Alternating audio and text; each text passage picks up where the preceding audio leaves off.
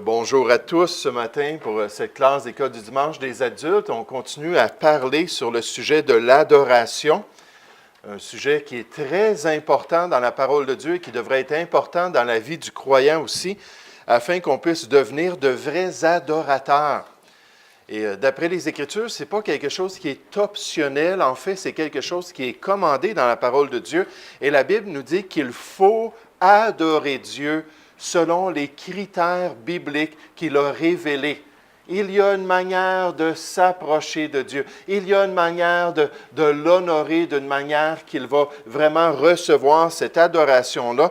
Et nécessairement, en tant que chrétien, on veut suivre les instructions de la parole de Dieu en se rappelant que le Seigneur Jésus a dit « Tu adoreras le Seigneur ton Dieu et tu le serviras lui seul ». Voilà le plan de Dieu, voilà la volonté de Dieu pour qu'on puisse accomplir son plan pour notre vie. Un auteur a dit, « Comme toutes les créatures furent faites par lui, ainsi elles lui doivent toutes obéissance et révérence. Bien que pour être acceptable devant cet esprit infini en parlant de Dieu, l'adoration doit être de nature spirituelle, elle doit venir du cœur à travers l'influence du Saint-Esprit. » On a parlé de ça, il faut adorer Dieu en esprit, étant sauvé, puis nécessairement en tant que chrétien, étant spirituel, laissant l'Esprit de Dieu nous guider dans cette adoration-là. Elle doit être selon la vérité, un autre grand critère, non seulement avec sincérité, mais d'après la révélation divine qu'il a donnée aux hommes quant à sa personne. Et ce matin, on va continuer à regarder cela. Ce que la parole de Dieu propose pour qu'on soit de vrais adorateurs. Dans les critères bibliques de l'adoration, un des critères qui avait été mentionné, c'est qu'on doit adorer Dieu par nos cantiques. On doit adorer Dieu par nos chants. C'est une des avenues de notre adoration. C'est un des moyens qu'on puisse vraiment honorer la personne de Dieu. Puis nécessairement, on a vu dans le Nouveau Testament, on nous dit par des psaumes, par des hymnes, par des cantiques spirituels, chantant et célébrant de tout votre cœur les louanges du Seigneur. Donc, en tant que chrétien, il ne faut pas avoir peur d'avoir du zèle. Il ne faut pas avoir peur de mettre notre énergie, de mettre notre cœur dans la louange de Dieu. Que ce soit en privé, que ce soit en public, il faut y mettre tout notre cœur. Dans Colossiens chapitre 3, verset 16, les deux textes principaux du Nouveau Testament nous dit « Par des psaumes, par des hymnes, par des cantiques spirituels, chantant à Dieu dans vos cœurs sous l'inspiration de la grâce. » Alors, quand on pense à des cantiques en tant que chrétien, la question pour nous, c'est comment peut-on adorer convenablement par nos cantiques? Est-ce qu'il y a des cantiques ou une manière de louer Dieu qui est plus propice et est-ce qu'il y en a qui sont moins propices? Est-ce qu'il y a une manière que nos louanges peuvent vraiment lui être agréables? Et ce matin, alors qu'on termine cette série sur l'adoration, c'est juste un sujet qui m'est venu à l'esprit avant de débuter sur les noms du Seigneur Jésus. Puis donc, ça a duré quand même quelques semaines. On va terminer avec ça ce matin. J'aimerais juste faire quelques suggestions pour vraiment chanter des cantiques d'une manière qui plaise à Dieu. Quand on parle des cantiques d'adoration, il y a d'autres cantiques qui sont là pour l'entretien des chrétiens, pour l'édification mutuelle, alors qu'on chante les vérités de la parole de Dieu pour s'encourager. Mon pasteur avait pris Galates 6.9, qui était vraiment son verset favori, puis il l'a pris, puis il a fait un chant avec ce cantique-là. « Ne nous lassons pas de faire le bien, car nous moissonnerons. Oui, nous moissonnerons au temps convenable, si nous ne nous relâchons pas. » Puis là, ça recommence. « Ne nous lassons pas de faire le bien. » Mais tout ça pour dire que des fois, de chanter la parole de Dieu comme ça peut nous encourager. C'est vrai, il ne faut pas se relâcher. ne faut pas abandonner, il faut continuer dans les voies du Seigneur. Mais quand on parle de cantique d'adoration, qu'est-ce qu'on peut suggérer d'après la parole de Dieu? Premièrement, nos louanges ou nos cantiques doivent s'adresser à Dieu, doivent s'adresser à la personne de Dieu. C'est lui qu'on vise. C'est sur lui qu'on se concentre. C'est lui qui est, on pourrait dire, le destinataire. C'est lui qui va recevoir ces chants-là. Et dans les deux testaments, on nous parle de ça. Dans le psaume 30, au verset 5, on nous dit « Chantez à l'Éternel, vous qui l'aimez, célébrez par vos louanges sa sainteté. » On nous dit « Chantez à Dieu, chantez, chantez à notre roi, chantez. » Donc, on se concentre de tout cœur sur lui. Royaume de la terre, chantez à Dieu, célébrez le Seigneur. Tout à travers les psaumes, on voit que c'est une approche lorsqu'on adore Dieu, qu'on chante et on lui parle à lui. Des fois, je vois que quand on est en train de chanter des cantiques, et surtout les cantiques qui visent Dieu d'une manière claire, que peut-être qu'on aurait besoin de progresser, de s'améliorer en se concentrant sur lui. Pas en se concentrant sur la personne d'en avant ou sur l'enfant qui fait du bruit un petit peu à côté ou sur le visiteur qui est là. On chante, puis on devrait focusser, on devrait se mettre dans un mode d'adoration, puis parler à Dieu, puis qu'on puisse vraiment présenter ça à la personne de Dieu, de tout cœur, se concentrant sur lui, en mettant notre effort pour penser à lui et lui parler par nos cantiques. Dans Éphésiens 5, au verset 19, on nous dit « Chantant et célébrant de tout votre cœur les louanges du Seigneur. » C'est lui qu'on veut exalter, c'est lui qu'on veut glorifier, c'est lui à qui on veut parler par nos cantiques. Colossiens 3,16, ça nous dit « Chantant à Dieu dans vos cœurs, sous l'inspiration de la grâce. » Et vous savez, je suis vraiment déçu lorsque j'arrive après un cantique, puis je viens vous voir, puis je dis « Je ne me suis pas concentré du tout. » Puis des fois, ça arrive que je dis ça « Mon ami, on vient de chanter un beau cantique. » Puis là, je pensais à mon message. Quels sont mes points? Est-ce que je vais oublier là, telle et telle chose? Ou bien non, je pensais, c'est longtemps que je n'ai pas vu telle et telle personne, ou il y a telle et telle situation qui vient de se produire, puis j'ai été dérouté de l'objectif de se concentrer sur la personne de Dieu. Puis dans notre vie privée, j'aimerais vous dire, ça arrive continuellement qu'il y a des distractions. Il y a des chrétiens qui me disent, je ne suis pas capable de prier. Je suis en train de prier, puis tout à coup, je pense à ce que je vais faire dans la journée. Ou tout à coup, je reçois un texte, puis là, j'ai de la misère à résister, puis il faut que j'aille à mon téléphone regarder le texte. Mais moi, je pense que si on veut être de vrais adorateurs, il faut peut-être fermer notre téléphone ou le mettre ailleurs, puis là, dire, Seigneur, là, je mets tous mes fardeaux devant toi, puis je me concentre sur ta personne. Puis c'est comme ça qu'on peut glorifier le Seigneur. Un autre conseil, nos louanges doivent être au sujet de Dieu. L'adoration, on a déjà vu, c'est l'exaltation de la personne de Dieu. On devrait chanter ces cantiques-là en parlant de sa grandeur, au sujet de sa nature, ses attributs, ses agissements, son œuvre. On chante à notre Dieu notre révérence pour son être et son œuvre. Puis on dit, Seigneur, tu es tellement grand. Souvent, je lui dis, Seigneur, j'ai le privilège de m'approcher de toi en Jésus-Christ et tu es la plus grande personne dans l'univers. Il n'y a personne de comparable à toi. Tu les surpasses tous. Tu es tellement magnifique. Tu es tellement grand. Puis vous savez, Dieu, c'est vrai ce que je dis là. C'est exactement ce qu'il nous révèle. Et quand on fait cela, ça lui est agréable parce qu'il en est digne.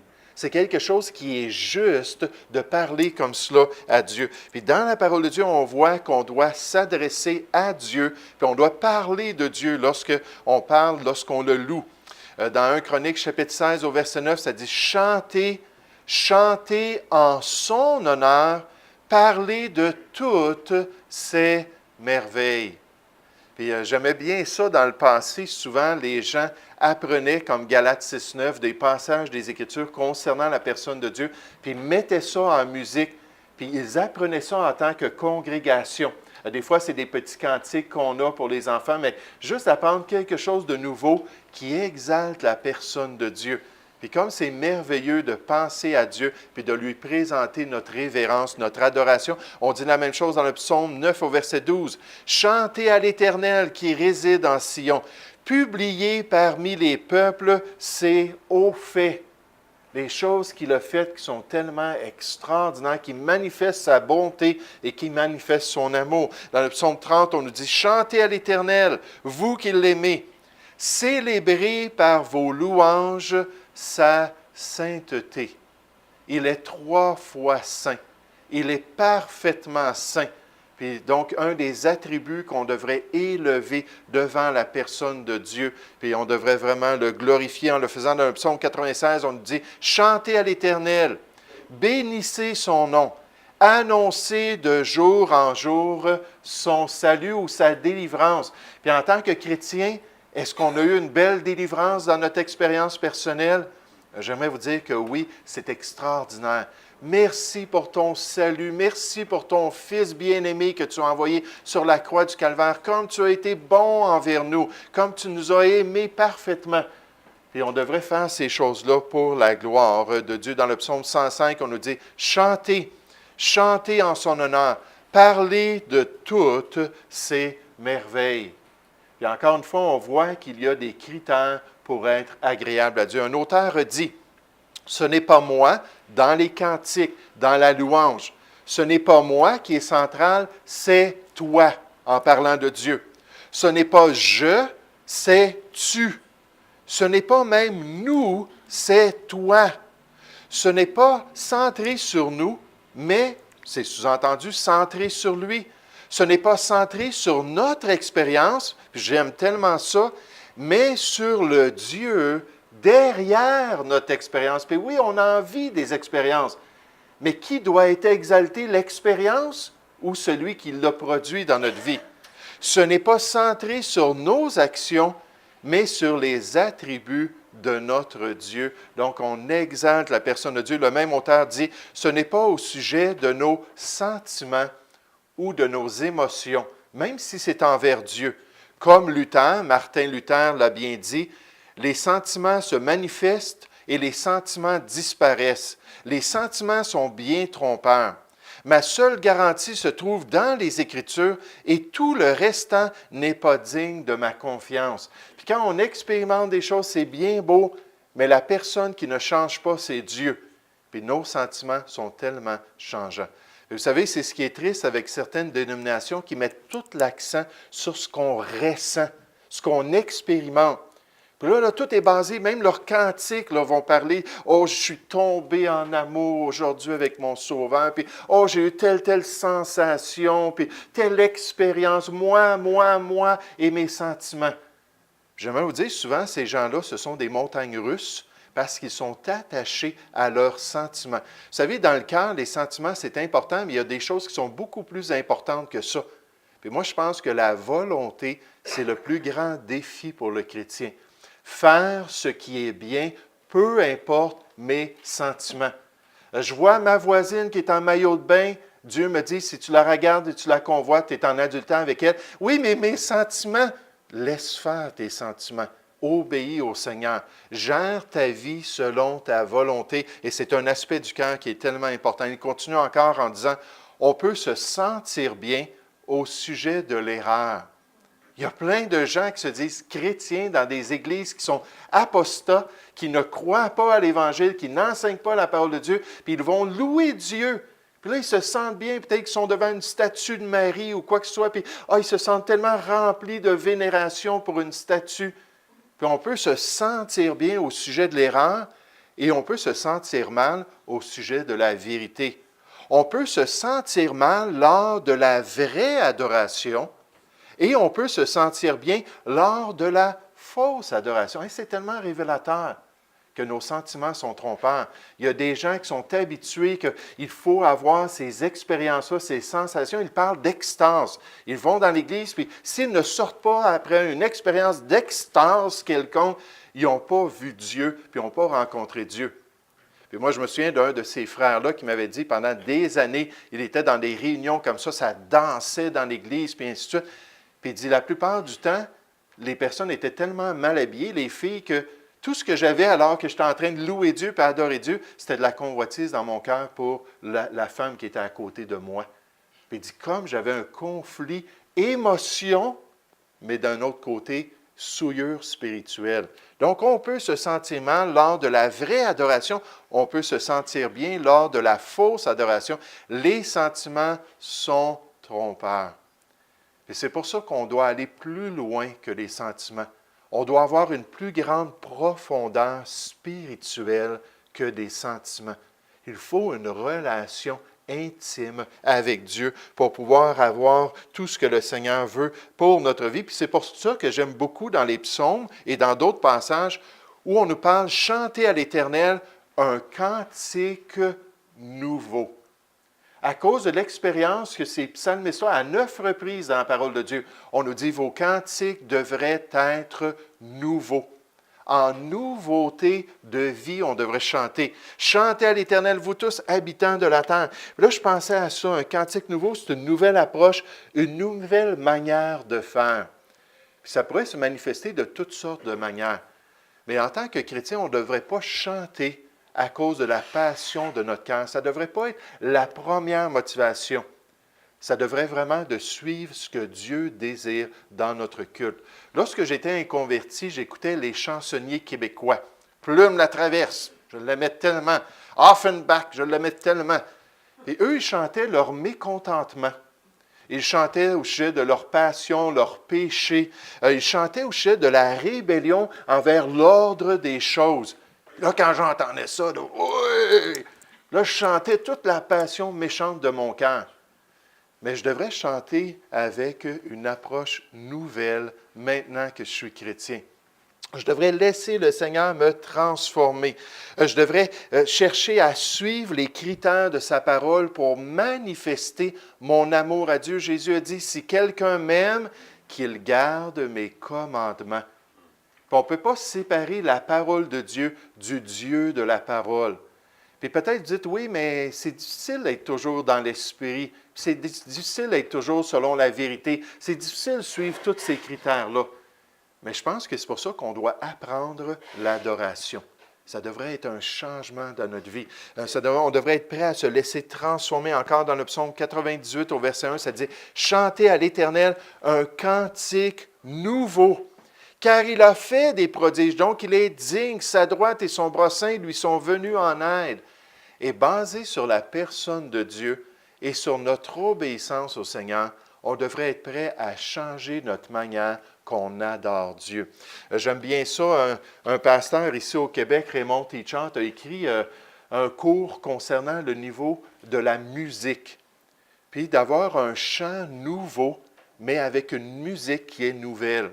Puis lui, ce qui met en défi les chrétiens, c'est de considérer, est-ce que dans notre culte, est-ce que dans notre Église, on utilise la musique qui est populaire dans le monde pour adorer Dieu? Ou est-ce qu'on est prêt à sanctifier notre musique pour avoir une approche qui est différente, une approche encore qui est spirituelle et qui est basée sur Dieu? Si jamais vous n'avez jamais été confronté par la réalité d'un changement du style musical, je vous encourage, c'est un CD, il y a des exemples de musique, puis ainsi de suite, et il est un musicien. Vous savez, je voulais prendre des cantiques pendant quelques semaines, regarder des cantiques, voir est-ce qu'on atteint les objectifs bibliques, mais dans le fond, je ne suis pas un musicien. Puis dans le fond, je vous dis des choses, mais je suis très limité dans ma compréhension de ces vérités-là.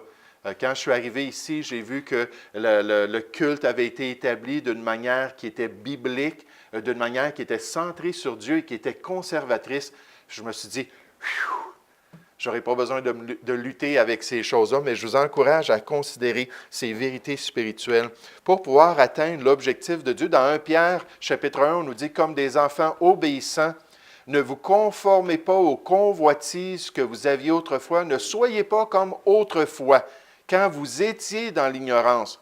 Mais puisque celui qui vous a appelé est saint, vous aussi, soyez saints dans toute votre conduite. Puis en tant que jeune chrétien, quand j'entendais mes pasteurs parler du besoin d'être sanctifiés dans tous les domaines de notre vie, incluant la musique, ça n'a pas été long que Dieu a touché mon cœur. Parce que moi, la musique, c'était une grande idole Et tout le style musical que j'avais et tous les attachements musicaux, c'était toutes des choses que je devais laisser Dieu transformer et changer pour la gloire de Dieu. Donc, louer le Seigneur en se concentrant sur lui, louer le Seigneur en parlant de ses hauts faits. Puis dernièrement, ce matin, nos louanges doivent être chantées pour la gloire de Dieu. Nos louanges doivent être chantées pour la gloire de Dieu. Mais vous savez, ça arrive des fois, on voit ça, un phénomène dans les églises, c'est que les gens veulent du divertissement. Ils veulent que la musique là, soit entraînante, ils veulent qu'il y ait des gens doués qui viennent faire un spectacle devant eux. Puis, quand ça arrive, là, tout de suite après le chant, là, les gens vont tout applaudir, puis là, on voit toute l'excitation des gens envers tous ces talents musicaux-là. Mais vous savez, je ne suis pas à l'aise avec ça. Parce que si on applaudit, puis je ne ferai pas de cela une loi ici, là, vous ne me verrez pas après un numéro spécial, tout ça, me mettre à applaudir. Ah oui, je suis reconnaissant pour les dons que Dieu a donnés. Je suis reconnaissant pour tout le travail et les efforts que les chantres ont mis pour pouvoir préparer ces choses-là et glorifier le Seigneur. Mais toute l'attention, encore une fois, doit aller sur Dieu. Ce n'est pas un spectacle qu'on veut, c'est une louange qui va vraiment glorifier le Seigneur, qui va honorer le Seigneur. On nous dit chanter, chanter en son honneur, parler de toutes ses merveilles. Encore une fois, dans le psaume 105, chanter, chanter en son honneur, parler de toutes ses merveilles, puis ça revient continuellement. Puis le principe est clair. 1 Corinthiens 10, 31, ça s'applique dans tous les domaines, incluant nos cantiques, nos chants, nos numéros spéciaux, la chorale et ainsi de suite. On nous dit, soit donc que vous mangiez, soit que vous buviez, soit que vous fassiez quelque autre chose dans tous les domaines, faites tout pour la gloire de Dieu et pour que la personne de Dieu soit honorée. Juste en passant, Dieu, ce n'est pas un Dieu de désordre. Dieu, ce n'est pas un Dieu de confusion. Puis dans les églises, des fois, lorsqu'on voit des numéros spéciaux, j'aimerais vous dire, c'est tellement confus qu'on n'est même pas encore capable d'entendre les paroles des cantiques qui sont chantés. Ça, c'est triste parce que le message est perdu à cause de l'agencement musical. Là, c'est fort. Je me souviens, quelqu'un était venu à Boucherville, puis le pasteur l'avait invité. C'était une famille qui avait tous des beaux dons musicaux. Puis ils étaient venus chanter. C'était la fin de semaine de notre mariage. Puis le pasteur avait dit, on va avoir un concert là, dimanche. Nous, on s'est mariés le samedi. On partait pour le voyage de noces le dimanche avant. Il dit, bon, bien, il a demandé ça devant tout le monde. Là. Jean et Shirley, moi, j'étais en avant. Je ne me souviens même pas pourquoi, s'il nous avait invités en avant à cause de notre mariage le samedi après. Mais il a dit, bon, bien, dimanche prochain, vous êtes supposés d'être partis en voyage de noces. Mais on va avoir un concert ici à l'église. Est-ce que vous préférez mettre de côté votre voyage de noces et venir pour le concert? Et là, je n'ai pas répondu, j'ai juste fait il faut que j'y pense.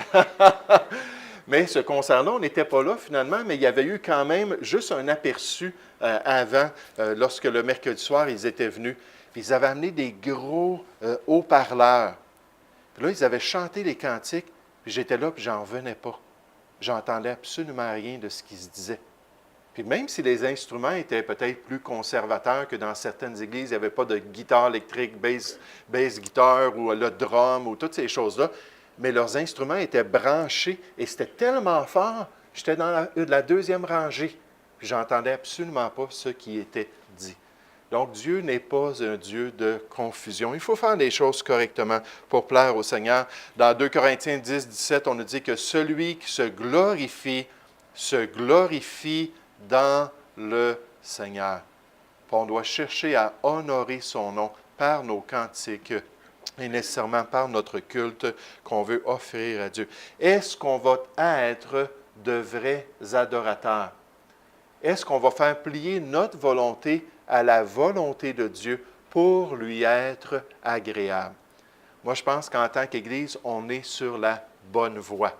Si on peut toujours continuer à mettre notre cœur dans notre culte, même si ce n'est peut-être pas une extase qu'on vit, même si ce n'est pas excitant, même si on ne se met pas à danser ensemble, mais que ça soit concentré sur la personne de Dieu par l'Esprit de Dieu, selon la vérité de Dieu, moi, je pense que Dieu va recevoir notre culte et on va lui être agréable. Puis on se prépare en passant. Parce que j'aimerais vous dire, M. Gosselin, on parlait de Suzette, ils vont peut-être partir dans la gloire bientôt, et nécessairement, on va prier pour les familles, ça va être une déchirure, tout ça. Mais j'aimerais vous dire, eux, ils vont rentrer dans la louange céleste. Et la Bible nous présente les croyants devant la personne de Dieu, en train de le louer, de l'adorer continuellement. Donc, on est mieux de se préparer pour cette réalité-là dans la gloire, alors qu'on va être de vrais adorateurs pour toute l'éternité.